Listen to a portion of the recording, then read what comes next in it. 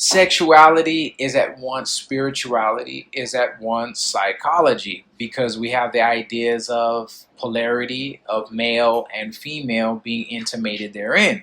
Okay, and that is something really, really, really key to lock your mind into and to understand within this idea here.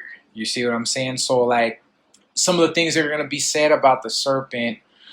I remember when reading the Seven Sermons of the Dead, when they got to the portion about the spirit, talking about the serpent's a whore and all these things. Like, I knew where Jung was coming from, but at first, just that on first reading, I was like, what? Like that's like it's kind of scandalous to like scandalize the serpent so terribly. You know what I mean? Like within the Ophites' understanding, the serpent was like an initiator. You know what I mean? There was a high relevance placed on the serpent. You know what I mean? So it's not all bad, but that's not what was really being stated. And if we understand too, the whore, the symbolism of the whore is also Venus. So we can look at it also too, since Venus. We can look at sulfur, the idea of sulfur, and look at how sulfur is the great painter within the universe, gives all the beautiful colors, but it's needed to finish the work. It's the desire to link to higher aspects of the work, but it is also the blackener of the work as well, though, too, if we link to the lower aspects, as I was talking about Venus, Urania, and Venus Aphrodite, the god of lust, whoredom, sex, desire, lower earthly desire, carnality, etc. Right? All right, so the daemon of sexuality. All right, and by saying daemon, it's partially human, partially angelic. Okay.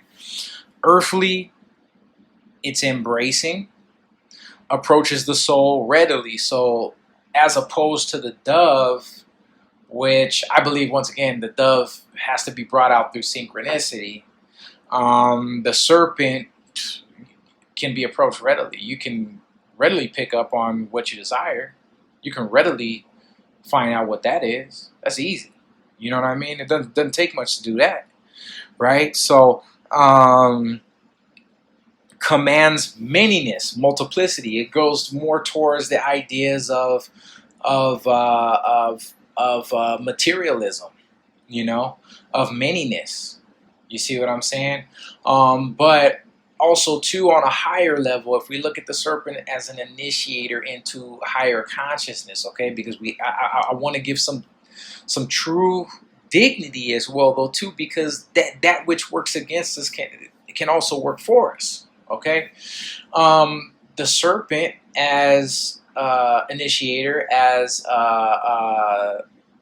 sulfur, is used to create the philosopher's stone. It's used to turn the lead into gold. You see what I'm saying? It's used to in that process. You see what I'm saying? So it does have an aspect that can lift things higher. So it's not just that can be looked at. Trying to make the gold can be looked at as materialistic, but we're not talking about vulgar gold, the gold in the physical. We're talking about the gold in the spiritual. But that's still like looking for something higher out of something that may be base inside. We're trying to make $1 out of 15 cents, basically. You know what I mean? So, anyways,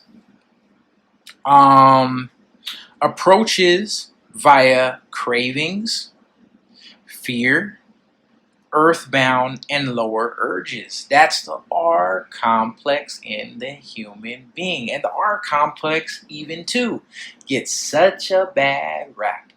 But that's the thing that'll keep you alive. That's the thing that will also, that you can also, just like it hijacks you, if you will, reptilian complex hijack, R complex hijack, just like that thing hijacks you, you can hijack it.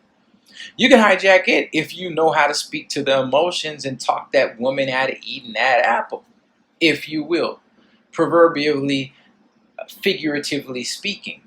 And the apple, I mean, like, don't eat that apple. That's going to cause you to get cast down and be subject to a lower state of existence out of living out of fear. You know what I mean? Make that serpent keep you alive. Make that serpent, which is a dragon, turn into the dragon that's going to defend you from the other dragon. You know what I mean? Make the dragon turn in on itself. You see what I'm saying? And there are alchemical pictures showing that process actually happening. Okay? So, continuing forward, akin to manyness and multiplicity, akin to those entrapped by materiality, courts evil spirits, called a whore, Venus, Aphrodite, like. A terrible goader indeed. So it goads you into doing things. Do this, man. Oh, you want that over there. Look at that over there, man. Like, oh, you see her over there. You know, those type of things. But also, too, the desire, once again, for carnality inverted, turn to something higher. Turn towards something higher is the desire for divinity. You know what I mean?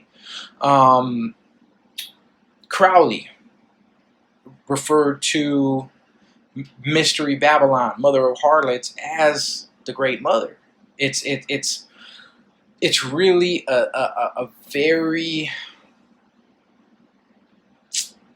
terrible and scary look at the mother aspect, if you will, when you look at Mystery Babylon, or if you look at Babylon, the mother of harlots, who is drunk, drinking out of a cup, drunk off the blood of the martyrs, which is basically the life, their spiritual essence. Okay, it's drunk off a high potency version of V8.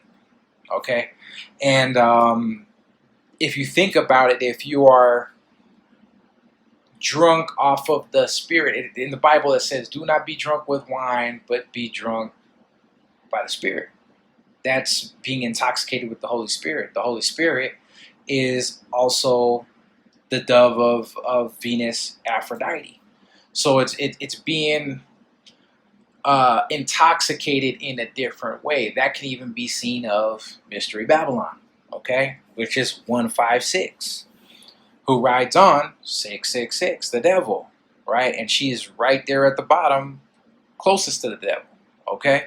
So, continuing, she's a terrible goater indeed, likened to a gadfly. But on this one, yet Io, which is in the myth of the gadfly. Okay, Io's gadfly led her to redemption.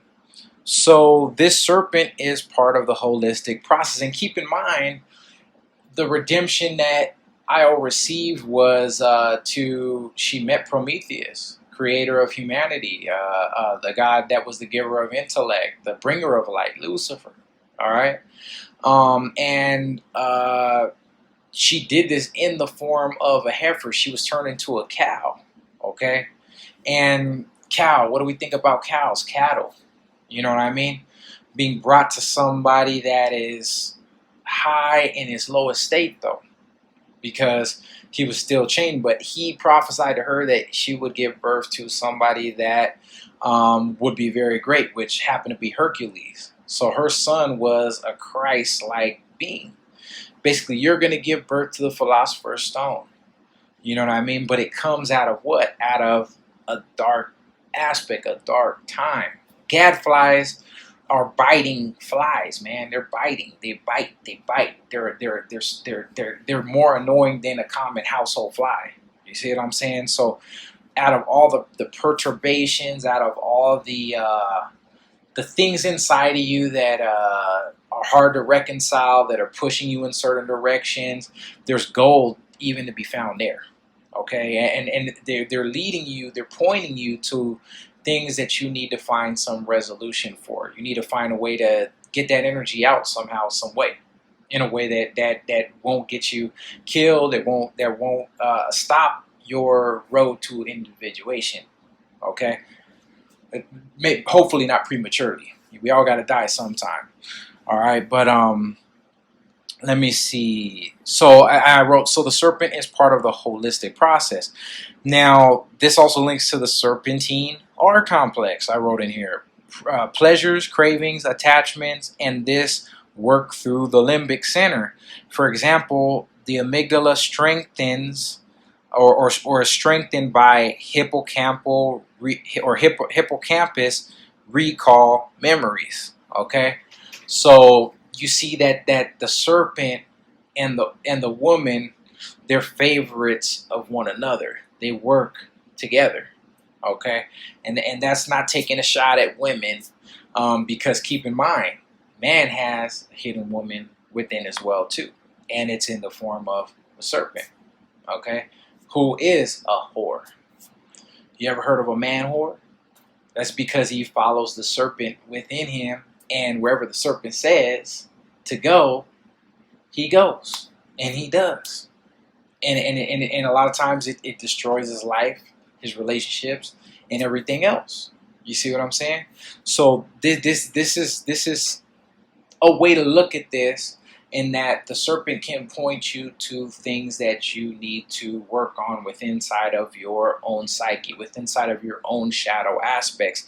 And underneath the serpent now is the devil or the moon, the lowest evil and emptiness, destruction. It's a swallower. It's something that swallows, that devours, okay? It's ego and also form, okay? And the tree of the ego proceeds from here, right side up, from the devil, from the ego, the moon. You see what I'm saying?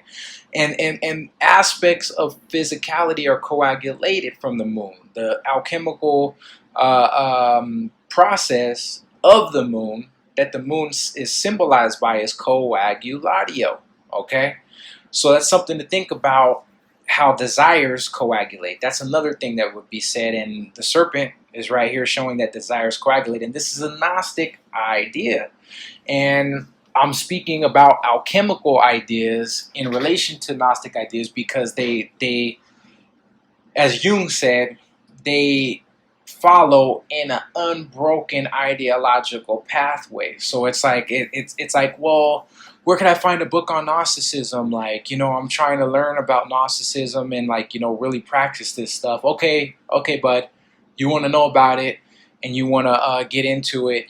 Get some books on the 7 alchemical steps. Edward F. Edinger's written some great books on it. You know what I mean? Read Mysterium Conjunctionis. Not, can't read it from cover to cover like a storybook, but start opening it up and looking at pieces of it, and you'll learn about these aspects and these 7 alchemical steps and how they pertain to your psyche. You know what I mean? And you'll be engaged in Gnosticism by doing that. You know what I mean? And what's the key of Gnosticism is gnosis. It's higher spiritual knowledge. It's an understanding of the divine within you and within everything else around you. Okay? So continuing forward. So now we're going to link this column, this pillar, okay? We're still continuing, okay?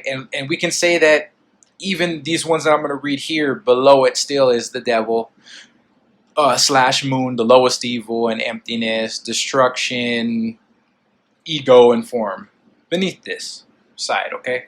So these are references from the golden flower, okay?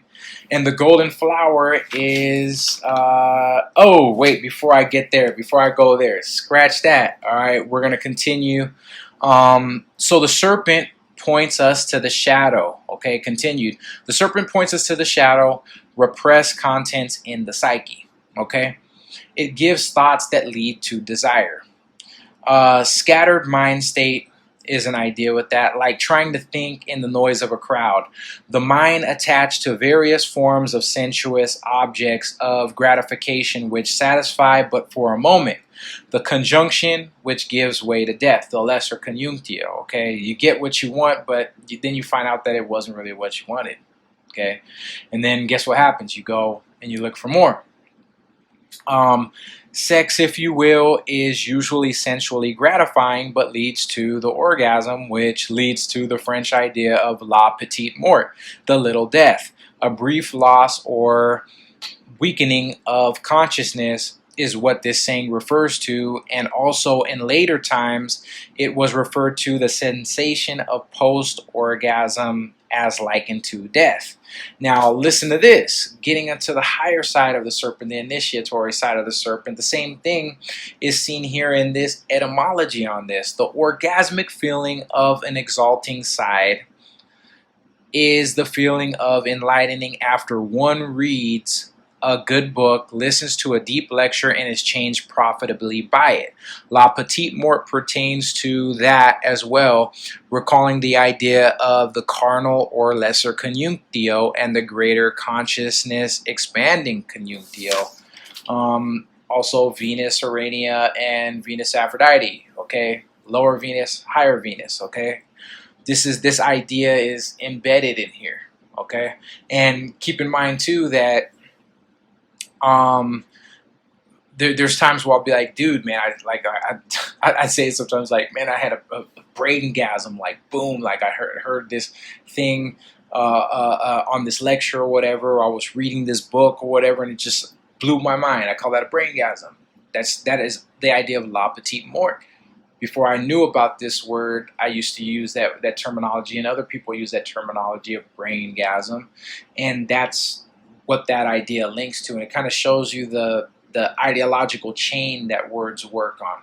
Okay, so anyways, Rosarium Philosophorum, picture number 5, the conjunction of opposites leads to the picture 6, which is the mortificatio. In this idea, one sees behind the veil, the act of the Heros Gamos, the holy marriage or unity of opposites, and as a result, picture 6 shows that consciousness is forever changed by that look behind the veil, so to speak.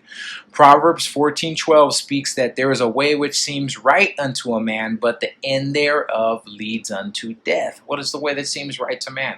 Following his desires, laying down with many women, amassing riches, and going into physicality with everything, amassing mansions and, countless vehicles or whatever, right? You know what I mean? But the end thereof leads to death. Leads to death. Why? Because out of everything that one was able to amass, there is no lasting happiness. There's always something else that needs to come. You see? Some people that may have rich friends might find that, I was talking to my rich friend, this dude has millions of dollars, man, and he's just, he was just bummed out, sad, down in the dumps, man, like going through it, and I had to talk him out of it or whatever. It's like, I don't understand why this person was so angry or sad, man, when he has like a Ferrari, a Porsche, a 100-acre house or whatever, a airplane, yada yada. Like, why would this person be mad? Well, because happiness doesn't come from things. It comes from what's within. The kingdom of God is not without, it's within. That's what that goes back to. So this all could be taken to mean that the flame and serpent of desirousness leads to sin, and these sins are those things done which, if seen for what they actually are, lead to a state of greater consciousness. Yet this consciousness is born of sorrows. It comes out of sorrow. For example, Adam and Eve's sin and the civilization and technological growth, etc., that ensued since the time of the utopian Garden of Eden. Think about it. Let's say the Garden of Eden existed and Adam and Eve were there and they got cast out, and that's what really happened, and it wasn't a figurative form of speech for us to boggle our brains with at the present time, right? Let's say that that's the case, okay? Then that's what led, the falling away from a utopia, which is really no place at all, means no place at all, it doesn't exist, right? Led to countless civilizations, countless technological increases, and here we are in 2022, and we're at the event where AI is coming onto the scene, and our human brains won't even matter. You see what I'm saying? And that all came from, pre-Cro-Magnon, caveman individuals coming from some utopia, which resembled primitive living, into now the 2022, and here we are about to go into extinction. Okay, forgive me, but you get what I'm trying to say, is that there was definitely, by the original sin, if you will, an increase in consciousness that occurred that has led us into all of our technological advancements at this point. So now we're going to get into the other portion of this page, the golden flower reference. So the golden flower reference is talking about, so they talked about the idea of the po, which is anima, and it also means white demon, or white, it also means demon or white ghost. Now, po is a Chinese word, okay, and Chinese kanji have a lot of embedded information in them. I've actually gotten to a point now where I'm looking into the Chinese kanji for certain words and just finding a plethora of words that come off the pictographic strokes. You know what I mean? And it's a very, very intuitive language. I mean, intuition is necessary to glean ideas from it, and with some very, very amazing results. But anyways, po equals anima equals white demon equals ghost, white ghost. It's a lower earthbound bodily soul, yin principle. Okay, we're talking about yin now, of yin and yang, the Dai Ji 2 or the yin yang. Okay, yin principle, and it is feminine. Po becomes kue, which means demon, and sinks downward, and is called the returning one, a revenant or ghost. Now, the fact that the black side of the yin and yang, it goes downwards after death, okay, and becomes a revenant or a ghost, okay. We see that the devil at the bottom of our chart, the moon or the devil, is a coagulating aspect. It's a swallowing aspect, okay, and that there's a downward pull. We even see that with gravity. There's a downward pull. That's yin, that's heaviness, okay? And everything that I read to you on this column, because we're going to go to the right column now, okay? The masculine column is a downward pull, okay? There's a downward pull. And we're seeing this in the idea of yin here, and po, which turns into kue, okay, which is the yin principle, okay? So before separating after death, both belong and are unified in the one effective, true human nature, yet in the house of the creative, they are two. So we can see that what I kind of get from this, okay, is that yin, the yin principle, the dark principle, okay, we can just look at that just for what it is, okay? But when it dies, for instance, when it changes its essence, it leads in the creative, okay? It leads to a secondary aspect, okay? That's what I glean from that, okay?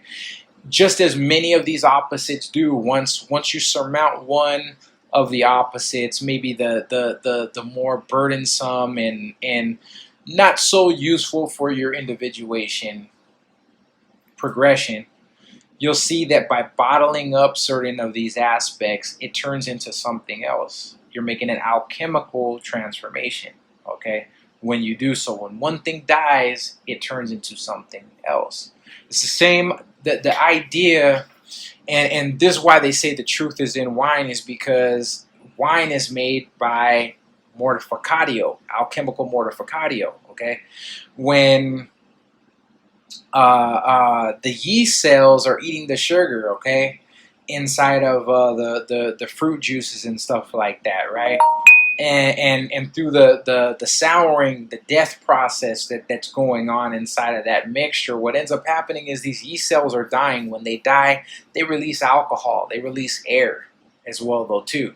You see what I'm saying? So from the death of these yeast cells, basically, and the work that they're doing, and the transformation of the liquids and the sugars, what ends up happening is you get an intoxicating substance. You see what I'm saying? It's the same thing with a lot of these opposites. One will turn into another. One will turn into another if you can sit with these opposites long enough and be conscious in the process and not look at one as, oh, this is terrible. Oh, this is so great. No, what's great will give way to what is not so great in your idea. But what's not so great will also lead to what you think is great. And then once you go back and forth enough, you're going to see that what's great ain't really so great at all. And what's not so great really isn't all that bad. You know what I'm saying? And then the opposites start nullifying themselves to where you get closer to the center. So continuing forward here. So the the yin principle, is the energy of the heavy and the turbid. It clings to the bodily, fleshy heart. Remembering about what we just read about with the serpent and with the flame or the fire, the eros principle, it clings to these things. It clings to the bodily, fleshy heart. Its effects are sensuous desires and impulses to anger. Whoever is somber and moody on wakings is fettered to the anima. And this was actually, now looking at this again, this is exactly what was written in Secret of the Golden Flower by Charles Wilhelm and Carl Jung. Okay, it's a real good book. I suggest that you pick it up if you're interested in things of this nature.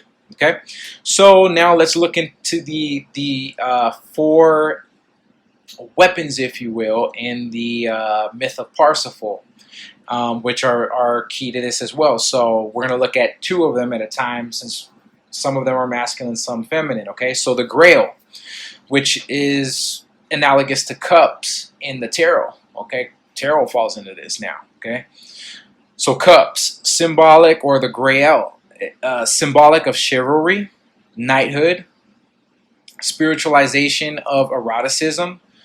It's the container of libido and constellator of corresponding psychic images. When the libido is retained, it's basically a constellator of corresponding psychic images. Meaning, when your libido is in a recession, you're not running around spilling or sowing your wild oats. You're on the no fap life.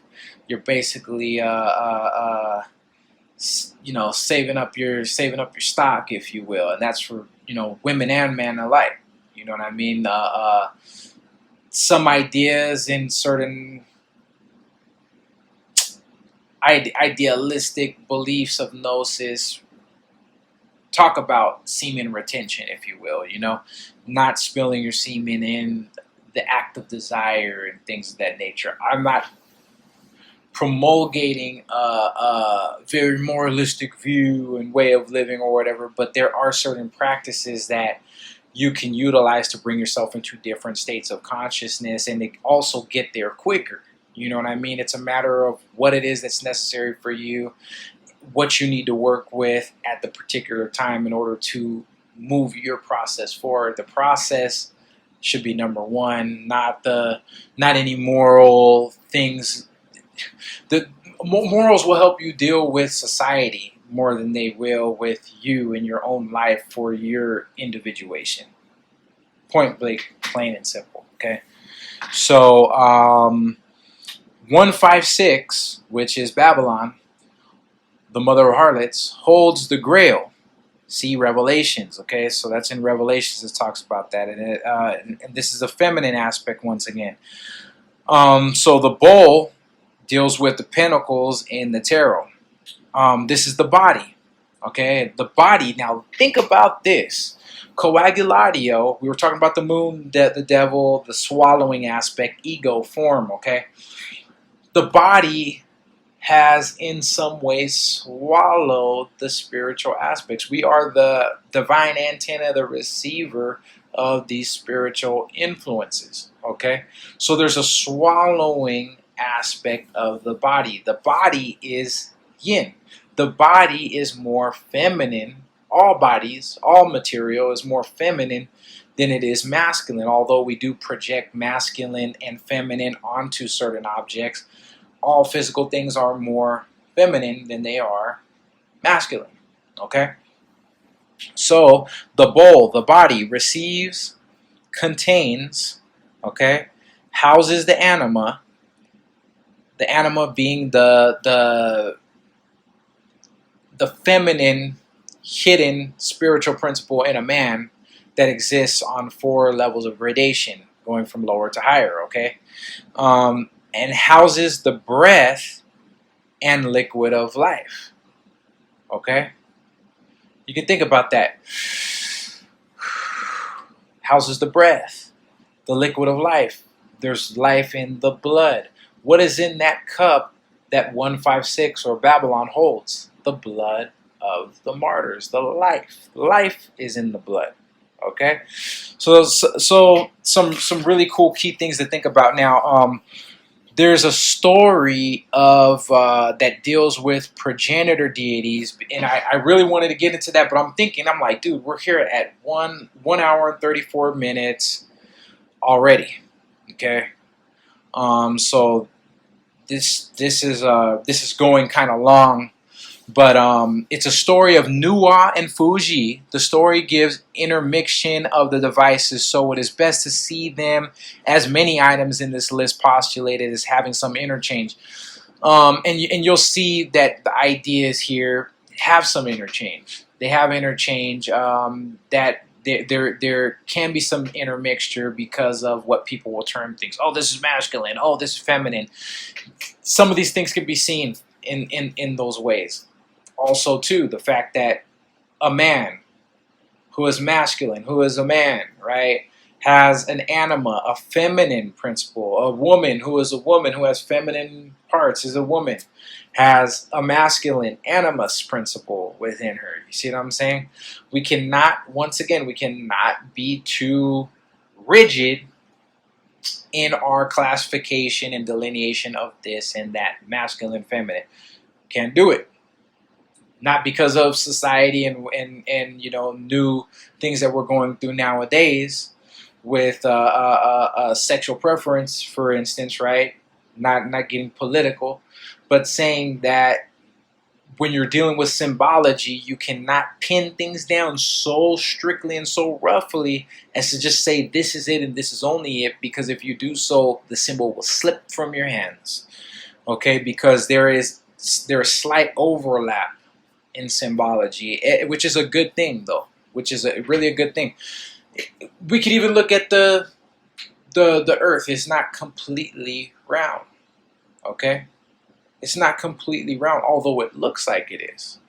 It's more of an ellipse, more elliptical shape.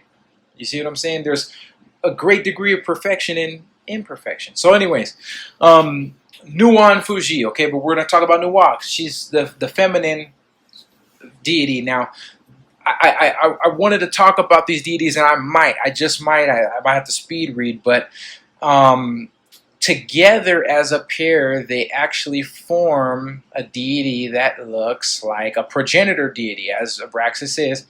They perform, they form a progenitor deity that looks very much like Abraxas, amazingly so. Okay, so anyways, but it's just like more of an anthropomorphic, but it is stereomorphic because it is part animal, more of a stereomorphic, anthropomorphic, if you will, version of Abraxas. So Nuwa is the compass. The compass. So we have the Masonic idea of the compass, and then Fuji would be the square rule. Okay, the compass, identification, which represents identification with the heavens, associated with curves and circles leading to a more abstract mindset. The right side of the brain is kind of what this is talking about, with the abstract mindset, the curves and the circles. Think about a woman's body. The curves is what makes a woman beautiful, right? On a level of selection, actually, okay? When a man sees curves, it's going for it. Man sees, big breasts, going for it, or shape in a woman, going for it. It's in a man's DNA go for that. And there's certain things that we'll see in the idea of Fuji in this story of these Chinese progenitor deities that you'll see that a woman goes for as well too, and a man. Okay, they're very applicable ideas in these columns. Once again, so we will read the masculine column now. Okay.